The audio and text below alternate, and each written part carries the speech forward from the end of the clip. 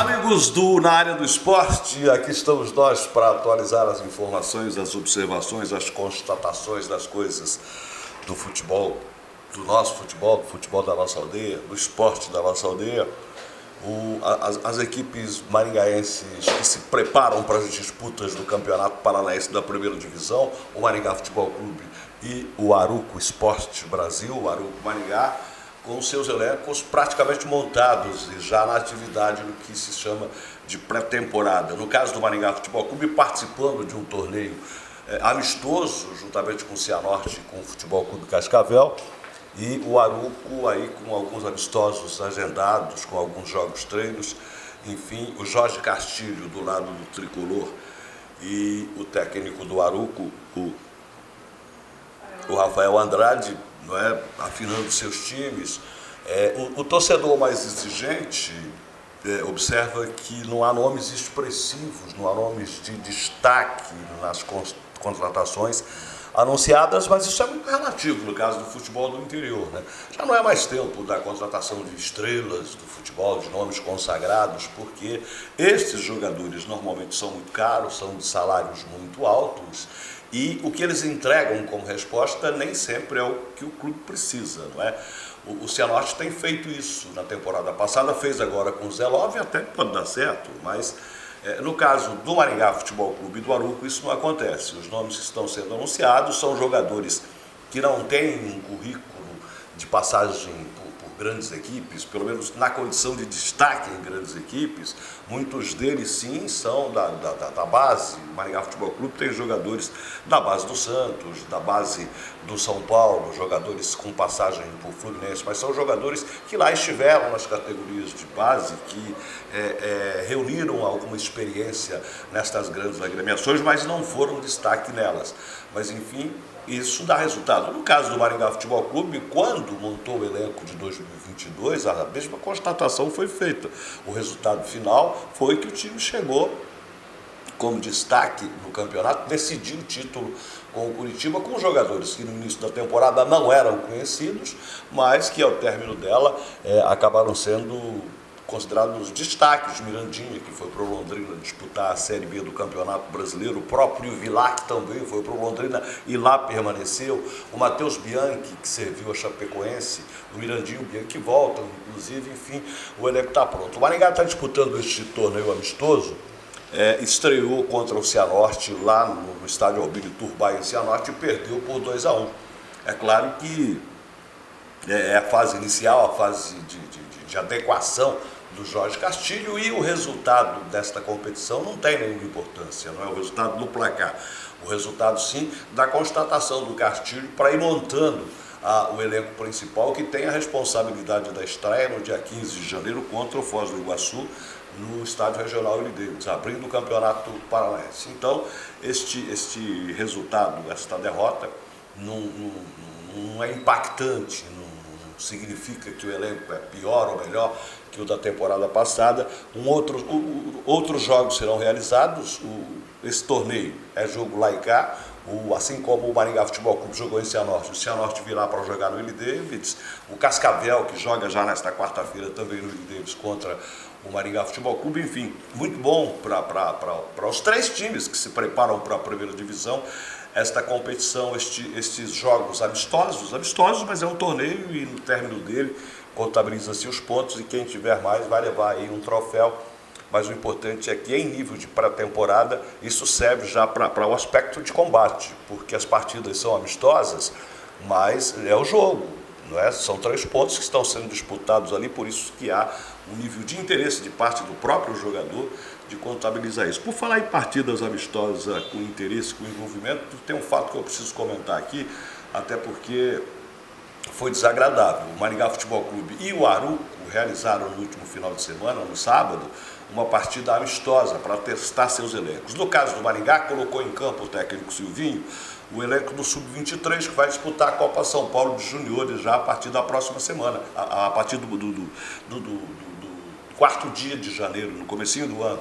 Disputa ali essa tradicional Copa São Paulo dos Juniores, está com seu elenco montado, e o Silvinho, a diretoria dos 2 times da Cidade de Canção, optaram por fazer uma partida amistosa no sentido de testar esses elencos. O elenco profissional do Arouco, que está sendo montado para o campeonato paranaense, e o elenco sub-23 do Maringá. Fizeram o primeiro tempo em que o Maringá Futebol Clube estava ganhando por 1-0. No comecinho, 7 ou 8 minutos do segundo tempo, o técnico do Maringá, o Silvinho, optou por tirar o time de campo, porque, alegou ele, os jogadores do Arouco estavam atuando de forma ríspida, jogadas um pouco mais violentas.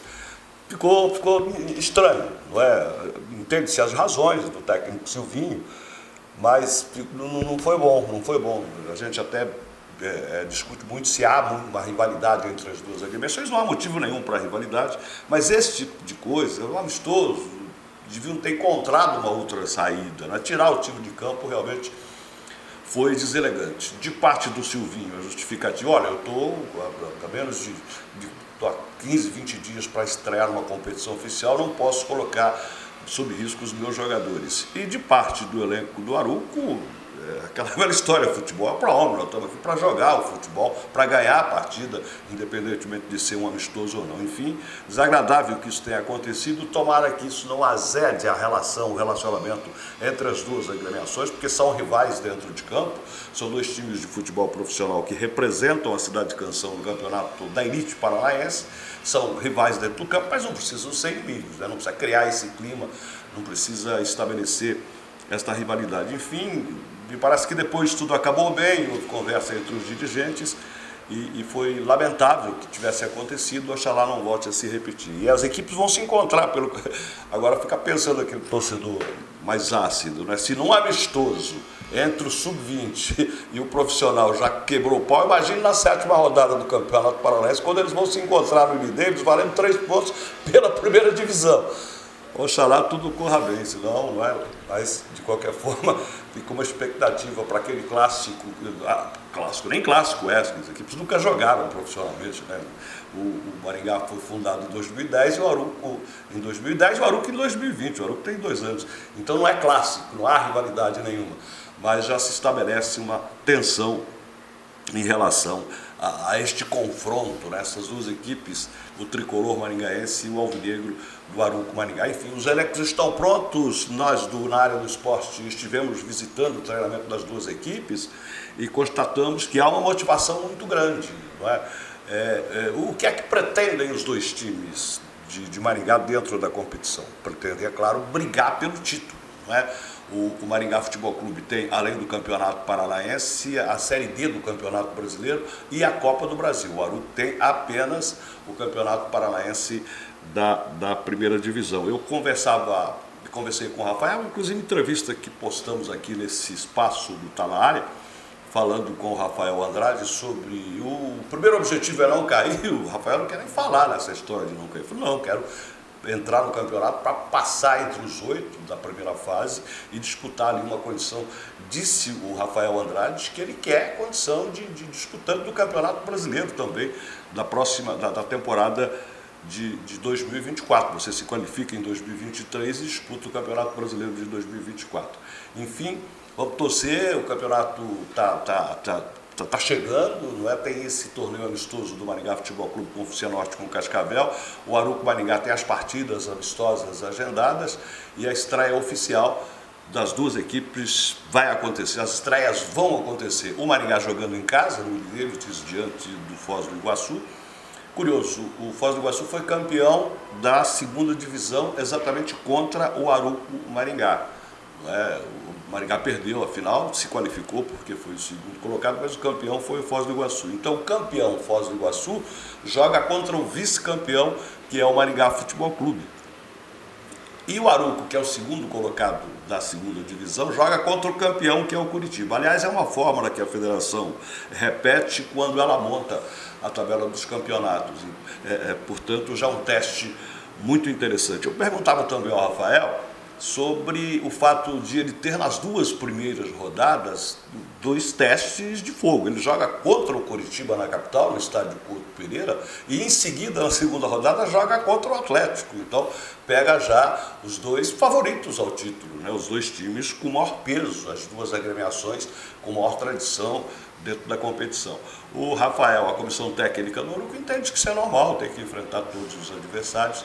Enfim, fica aí a expectativa. Lembrando que para o Campeonato Paranaense, o Atlético, nas últimas 8 ou 10 temporadas, sempre usou o elenco sub-23. Ele não coloca o time profissional, até porque tem calendário de Copa do Brasil para a próxima temporada, de Libertadores, de Campeonato Brasileiro da Série A. Então, contumazmente, o Atlético poupava os seus principais jogadores e colocava aspirantes no sub-23. Esse ano não. Esse ano o Petralha, o presidente, o polêmico presidente do Atlético Paranaense, já deixou claro que vai colocar o time principal. Até porque o regulamento do campeonato permite a inscrição de 35 jogadores e ele não pode, como fez em temporadas passadas, inscrever 70 jogadores para usar sub-23, os aspirantes. Então o Atlético vem com o seu elenco principal, diferentemente do Curitiba, que fazia o contrário. O Curitiba botava o seu elenco principal, mas neste 2023 também vai começar com um time alternativo. Jogadores que foram promovidos da base, jogadores que vinham sendo pouco aproveitados, serão testados na primeira fase do Campeonato Paranaense para saber a possibilidade de aproveitamento deles no restante da temporada. Então, em tese, o desafio do Maringá Futebol Clube é menos difícil, porque vai encontrar o desafio do Arouco é menos difícil, porque vai encontrar um Coritiba com jogadores de base, na primeira fase, lá na capital, mas na sequência, no Willie Davis joga contra o Atlético Paranaense, que vem com força total. Oxalá as duas equipes consigam as suas estreias com êxito e que esse êxito se mantenha ao longo da temporada.